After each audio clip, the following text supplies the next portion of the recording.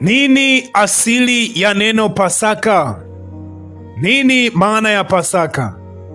Nini kusudi na lengo la Pasaka? Na Pasaka ilianzia wapi? Karibu sana mpenzi msikilizaji wa Sauti ya Nuru Gizani. Leo tuweze kufahamu nini maana ya neno Pasaka. Pasaka ilianzia wakati wa tukio kubwa la ukombozi wa wana wa Israeli kutoka utumwani Misri. Mungu alimtumia Musa kuwaongoza watu wake. Kabla ya kutoka, Mungu alileta mapigo 10 juu ya nchi ya Misri. Pigo la mwisho lilikuwa kifo cha wazaliwa wa kwanza wote katika mji ama nchi ya Misri.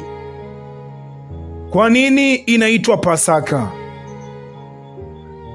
Mungu aliwaagiza Waisraeli wachinje mwana-kondoo, wachukue damu yake wapake kwenye miimo ya milango yao. Usiku ule malaika wa mauti alipita Misri yote, lakini alipoziona zile damu katika nyumba zile za wana wa Israeli, alizipita pasipo kuangamiza wazaliwa wa kwanza. Hapa ndipo linapozaliwa lile neno Passover, ambalo ndilo maana yake na maanisha alizipita, alipita. Maana yake ndiyo hilo linakuja kuzaa neno ambalo linaitwa Pasaka. Sasa hii ina nini katika maisha yetu ya kiroho?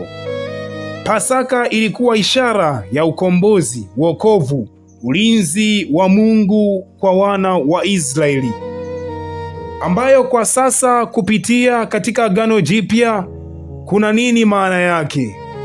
Maana yake ni hii: Yesu Kristo alichukuliwa kama mwana-kondoo wa Pasaka kwa sababu alitoa maisha yake ili kuwaokoa wanadamu kutoka dhambini. Hii ndiyo ufanano uliopo kati ya mwana-kondoo ambao ni Yesu Kristo na yule mwana-kondoo aliyechinjwa katika kila nyumba ya wana wa Israeli na damu yao kuwekwa katika miimo. Kwa hiyo kupitia damu ile iliyopachikwa katika miimo ya milango yao, malaika aliweza kupita pasipo kuangamiza, akawaokoa wale. Wakati wana wa Israeli walipokuwa wanaokolewa, wazaliwa wa kwanza katika Misri yote walikuwa wanaangamia. Hivi ndivyo ufanano uliopo kati ya Kristo ambaye ni mwana-kondoo wa pekee achukuaye dhambi ya ulimwengu. Ndipo ambapo Mungu huwaokoa kupitia damu ya Yesu Kristo.